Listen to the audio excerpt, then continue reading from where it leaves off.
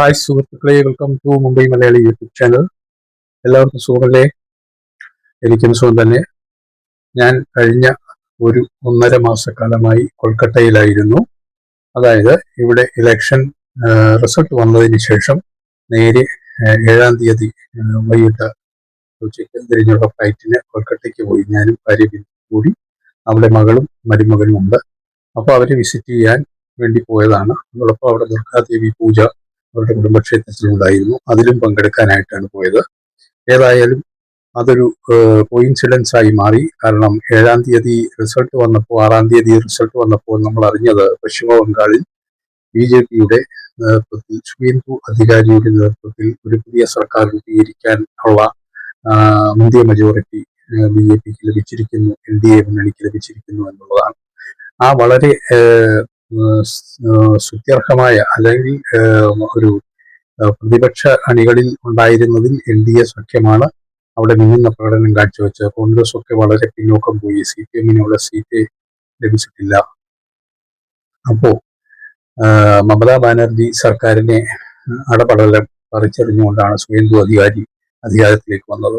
ഞാൻ ഇതിനു മുമ്പ് വീഡിയോ ഇട്ടിരുന്നു. അത് സുവേന്ദു അധികാരി സർക്കാർ അധികാരത്തിലേറുന്ന ആ ദിവസം മോദിജി അവിടെ വന്നിരുന്നു, അമിത്ഷായും വന്നിരുന്നു, പിന്നെ നിതിൻ ഗഡ്കരിജി, അങ്ങനെ ധാരാളം മറ്റു മുഖ്യമന്ത്രിമാർ, അസം, ബീഹാർ, അങ്ങനെ UP സംസ്ഥാനങ്ങളിലുള്ള മുഖ്യമന്ത്രിമാരും പങ്കെടുത്ത അതിവിശാലമായ ഒരു ചടങ്ങിൽ വെച്ചാണ് സുവേന്ദു അധികാരി അധികാരമേറ്റത്.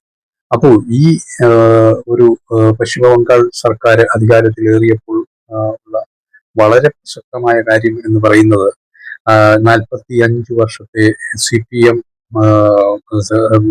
ഇതര പാർട്ടിയായ തൃണമൂൽ കോൺഗ്രസ് ഇവയുടെ ഭരണം അവസാനിപ്പിച്ചുകൊണ്ടാണ് സുവേന്ദു അധികാരി അധികാരത്തിലേറിയത്. അപ്പൊ ഞാനവിടെ കണ്ട കാഴ്ചകൾ, അതായത് അവിടെ തെരുവീഥികളിലൂടെ നടന്നു നീങ്ങുമ്പോൾ വളരെ അധികം സ്ത്രീജനങ്ങൾ മുന്നിലേക്ക് വന്നിരിക്കുന്നു. അതായത് മമതാ ബാനർജി എന്ന സ്ത്രീയെ അധികാരത്തിൽ നിന്ന് എടുത്തെറിയുവാൻ വേണ്ടി, പറിച്ചെറിയുവാൻ വേണ്ടി എന്നതാണ് മനസ്സിലാക്കുവാൻ സാധിച്ചത്.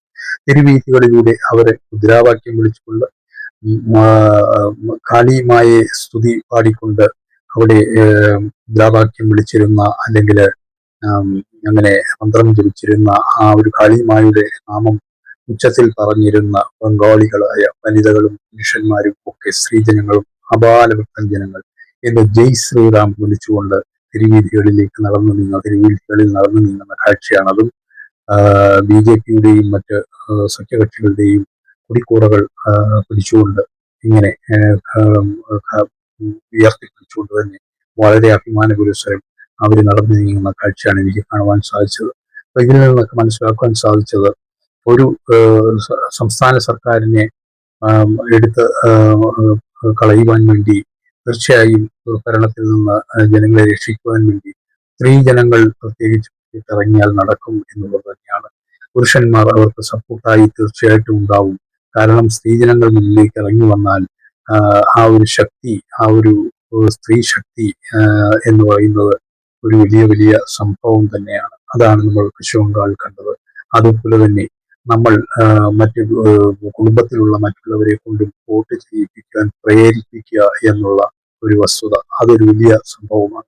നമ്മളൊക്കെ ഉദ്ദേശിക്കുന്ന എക്സിറ്റ് പോൾ ഫലങ്ങളെ അതിജീവിച്ചുകൊണ്ട് തന്നെ ഇങ്ങനെയുള്ള ഫലങ്ങൾ ഉണ്ടാകാറുണ്ട്. തമിഴ്നാട്ടിലെ ഫലം നമ്മൾ കണ്ടതാണ്. വിജയ് അധികാരത്തിലേറി നേരിയ ഭൂരിപക്ഷത്തും, അതും സഖ്യകക്ഷികളുടെ കൂടെ പിന്തുണയോടുകൂടി. പക്ഷെ വിജയ് അധികാരത്തിലേറുവാനുള്ള പ്രധാന കാരണം DMK സർക്കാരിന്റെ അധികാര ദുർവിനിയോഗവും AIADMK സർക്കാരിന്റെ കഴിവില്ലായ്മയുമാണ് എന്ന് വ്യക്തമായിട്ട് പറയേണ്ടതുണ്ട്. കാരണം ചെറുപ്പക്കാരനായ അല്ലെങ്കിൽ യുവനടനായി വിലസി ഇപ്പോൾ വാർദ്ധക്യത്തിലേക്ക് വന്നിരിക്കുന്ന വിജയ്, തമിഴ് ദളപതി എന്ന പേരിലൊക്കെ അറിയപ്പെടുന്ന, ഒരിക്കലും തിരിച്ച് ഒരു ചലച്ചിത്ര താരം, ചലച്ചിത്ര രംഗത്ത് പ്രശസ്തരായ ഒരു തമിഴ് നടൻ അല്ലെങ്കിൽ നടി സാധിക്കാത്തത് MGR-നും ജയലളിതയ്ക്കും ശേഷം അത് വിജയ് നേടിയെടുത്തിരിക്കുകയാണ്. അപ്പൊ അതിന്റെ ഏറ്റവും വലിയ കാരണം എന്ന് പറഞ്ഞാൽ, പ്രധാന കാരണം എന്ന് പറഞ്ഞാൽ, തീർച്ചയായും DMK സർക്കാരിനെ അധികാരത്തിൽ നിന്ന് മാറ്റുക, അതോടൊപ്പം തന്നെ AIADMK സർക്കാർ അധികാരത്തിൽ വരാതിരിക്കുക. അപ്പോൾ പിന്നെ മൂന്നാം കക്ഷിയായ വിജയിയെ തന്നെ അവര് വോട്ട് ചെയ്തു. അതും കൂടുതൽ ചെറുപ്പക്കാർ, യുവാക്കൾ, 18 വയസ്സ് തികഞ്ഞ വോട്ടവകാശമുള്ള കുട്ടികൾ, ഇവരൊക്കെ സ്വന്തം വീട്ടിൽ മാതാപിതാക്കളോട് അഭ്യർത്ഥനയുമായി വോട്ട് ചെയ്യണം, വിജയിയെ ജയിപ്പിക്കണം എന്നുള്ള രീതി. അപ്പൊ ആ ഒരു പ്രചരണം, അതിന്റെ ഒരു ശക്തി, അതാണ് നമ്മൾ കണ്ടത്. അപ്പൊ ഇതൊക്കെയാണ് സംഭവിക്കുന്നത്. നമ്മൾ എക്സിറ്റ് പോൾ ഫലങ്ങളെ പോലും അതിശയിപ്പിച്ചുകൊണ്ട്, പിന്നെ മറ്റ് ജനങ്ങളെ ആകെ അതിശയിപ്പിച്ചുകൊണ്ട് അങ്ങനെ വരുവാനുള്ള കരുത്ത്, അതാണ് ജനാധിപത്യത്തിന്റെ കരുത്ത് എന്ന് പറയുന്നത്. അപ്പോൾ ഞാൻ പറഞ്ഞു വന്നത്, നമ്മുടെ ഇവിടെ ധാർഷ്ട്യത്തിന്റെ, അഹങ്കാരത്തിന്റെ ഭരണം അവസാനിപ്പിക്കാനായി ജനങ്ങൾ മുന്നിട്ടിറങ്ങി, അല്ലെങ്കിൽ യുവാക്കളെങ്കിൽ യുവാക്കൾ, സ്ത്രീജനങ്ങളെങ്കിൽ സ്ത്രീജനങ്ങൾ മുന്നിട്ടിറങ്ങിയ ആ ഒരു കാഴ്ചയാണ് കഴിഞ്ഞ ഇലക്ഷനിൽ നമ്മൾ കണ്ടത്. തീർച്ചയായും പശ്ചിമ ബംഗാളിലെ ഇലക്ഷൻ നമ്മുടെ ഭാവി ഭാരതത്തിന്റെ വലിയ വലിയ വലിയ മാറ്റങ്ങൾ നൽകുന്ന ഒരു ഭരണമാറ്റമാണ് സംഭവിച്ചിരിക്കുന്നത്. കാരണം നമ്മുടെ രാഷ്ട്രം നേരിട്ടുകൊണ്ടിരിക്കുന്ന അതിഭീകരമായ മറ്റ് രാജ്യങ്ങളിൽ നിന്നുള്ള ഭീഷണി, പ്രത്യേകിച്ചും ബംഗ്ലാദേശ്, പാകിസ്ഥാൻ ഉൾപ്പെടെ, തുർക്കി ഉൾപ്പെടെ ഉള്ള രാജ്യങ്ങളിൽ നിന്നുള്ള ഭീഷണി ചൈനയെ ഉണ്ട് ഒരു വശത്ത്. അപ്പൊ തീർച്ചയായിട്ടും മർമ്മപ്രധാനമായ നമ്മുടെ സിലിഗുരി കോറിഡോർ എന്ന് അറിയപ്പെടുന്ന, ചിക്കൻ നെക്ക് എന്നറിയപ്പെടുന്ന ആ ഒരു ഏരിയ, അവിടെ ഉൾപ്പെടുന്ന പശ്ചിമ ബംഗാൾ അതിർത്തി. അപ്പോൾ തീർച്ചയായിട്ടും അവിടെ നമ്മുടെ ബേസ് ക്യാമ്പുകൾ വന്നിട്ട് തീർച്ചയായിട്ടും നമ്മുടെ രാജ്യത്തിന്റെ ഒരു അതിർത്തി തന്നെ ഭദ്രമാക്കുവാൻ സാധിക്കുന്ന ഒരു ഭരണകൂടമാണ് ഇപ്പോൾ വന്നിരിക്കുന്നത്. ഭരണത്തിൽ ഏറിയ ഉടൻ ആദ്യം ചെയ്തത് അതിർത്തി സംരക്ഷണത്തിന് വേണ്ടിയിട്ടുള്ള വേലികെട്ടലാണ് നടന്നത്.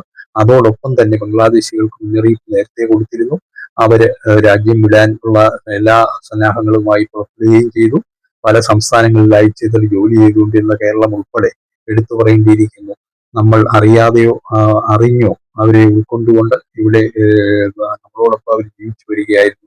തീർച്ചയായിട്ടും അവരുടെ ഉള്ളിന്റെ ഉള്ളിൽ പ്രത്യേകിച്ച് ഒന്നും അവർക്ക് നേടാനില്ല, പണത്തിന് വേണ്ടിയാണ് വന്നതെങ്കിൽ ആ രാജ്യത്തുള്ള അവർക്കുള്ള എന്താണ് ആ രാജ്യത്തിന്റെ സ്വഭാവം, അല്ലെങ്കിൽ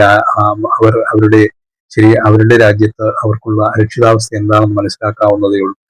ഇതുപോലെ ബംഗ്ലാദേശിൽ നിന്ന് ഇതുപോലെ ഒഴുക്കുകൾ, ജനങ്ങൾ ഇങ്ങനെ വന്നുകൊണ്ടിരുന്ന ആ ഒരു അതിർത്തി സംസ്ഥാനമായ ബംഗാളിലൂടെ, പശ്ചിമ ബംഗാളിലൂടെ കടന്നു വന്നാൽ തീർച്ചയായിട്ടും പശ്ചിമ ബംഗാളിലല്ല അവർ അഭയം നേടുന്നത്, അവർ മറ്റ് സംസ്ഥാനങ്ങളിലേക്ക് നീങ്ങുകയാണ് ചെയ്യുന്നത്. ഇതിനൊക്കെ അവിടെ മീഡിയേറ്റർമാർ, ഏജന്റുമാരുണ്ട്. അവരുടെ സഹായത്തോടെയാണ് രണ്ടു വശത്തുമുണ്ട്, നമ്മുടെ രാജ്യത്തുമുണ്ട്. നമ്മുടെ രാജ്യത്ത് തന്നെ നമ്മളെ ഒറ്റുകൊടുക്കുന്ന കള്ളന്മാർ നമ്മുടെ രാജ്യത്തുണ്ട് എന്നുള്ളത് വസ്തുതാപരമായ കാര്യമാണ്. അത് നമുക്ക് ഏവർക്കും അറിയാം. പിന്നെ രാഷ്ട്ര വിധ്വംസക ശക്തികളായ ജിഹാദി ആഹ്വാനം നടത്തുന്ന, അതായത് ഭരണം അവരുടേത് ആക്കി രാജ്യമാക്കി മാറ്റുവാനുള്ള ചില വിധ്വംസക ശക്തികൾ നമ്മുടെ രാജ്യത്ത് വളരെ നാളുകൊണ്ടേ പ്രവർത്തിക്കുന്നുണ്ട്. കേരളത്തിൽ ഉൾപ്പെടെ, കർണാടകത്തിൽ ഉൾപ്പെടെ മറ്റു സംസ്ഥാനങ്ങളിലൊക്കെ അവർ ചിതറി സ്ലീപ്പിംഗ് സെല്ലായി നടക്കുന്നു. അവർക്ക് സഹായങ്ങളൊക്കെ എത്തിച്ചു കൊടുക്കുവാൻ ആൾക്കാരുണ്ട്. നമ്മൾ സുരക്ഷിതരായിരിക്കണമെങ്കിൽ, നമ്മുടെ രാജ്യം അഭിവൃദ്ധി പ്രാപിക്കണമെങ്കിൽ നമ്മൾ തന്നെ വിചാരിക്കണം. നമ്മൾ നാട്ടുകാർ ഒത്തൊരുമിച്ച് അവരെ തിരിച്ചറിയുക, അവരെ മാറ്റി നിർത്തുക, അകറ്റി നിർത്തുക. അതോടൊപ്പം തന്നെ എനിക്ക് ഒരു കാര്യം കൂടി പറയാനുള്ളത്, നമ്മുടെ രാജ്യത്ത് എല്ലാവരും, നമ്മുടെ സംസ്ഥാനത്ത് പ്രത്യേകിച്ച് കേരളത്തിലും എല്ലാ മതവിഭാഗങ്ങളും വളരെ സ്വസ്ഥമായും രമ്യതയോടും കൂടി ജീവിച്ചു പോകുന്ന സംസ്ഥാനവുമാണ് നമുക്കുള്ളത്. അപ്പൊ തീർച്ചയായും ഇവിടെ മറ്റ് മതങ്ങളിലേക്കുള്ള ആ ഒരു മതപരിവർത്തനം ചെയ്യിക്കൽ, ഇതുപോലെയുള്ള രീതികൾ, ഇതുപോലുള്ള കാര്യങ്ങൾ നടത്താതിരിക്കാനായി പ്രത്യേകം ശ്രദ്ധിക്കുക. അത് സഭാതലത്തിൽ അത് എൻകറേജ് ചെയ്യാതിരിക്കുക എന്നുള്ളത് പരമപ്രധാനമായ ഒരു കടമയാണ്. നമ്മുടെ രാജ്യം നിലകൊള്ളുന്നത് തന്നെ നമ്മുടെ മതേതര സംസ്കാരമാണ്, മതേതര നിലപാടാണ്. അതുകൊണ്ട് തീർച്ചയായിട്ടും എനിക്കും പറയാനുള്ളത്, ഈ യൂട്യൂബ് ചാനലിലൂടെ നമ്മൾ തീർച്ചയായും നല്ല മതേതര സംസ്ഥാനമായി, മതേതര രാജ്യമായി നിലകൊള്ളണം. ലോകത്തിന് ഒരു മാതൃക രാജ്യമായി, സംസ്ഥാനമായി മാറണം എന്ന് തന്നെയാണ് എനിക്ക് പറയാനുള്ളത്.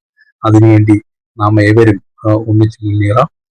അപ്പോ ഇനി മറ്റൊരു വീഡിയോയുമായി വരുന്നവരെ എല്ലാവർക്കും നന്ദി.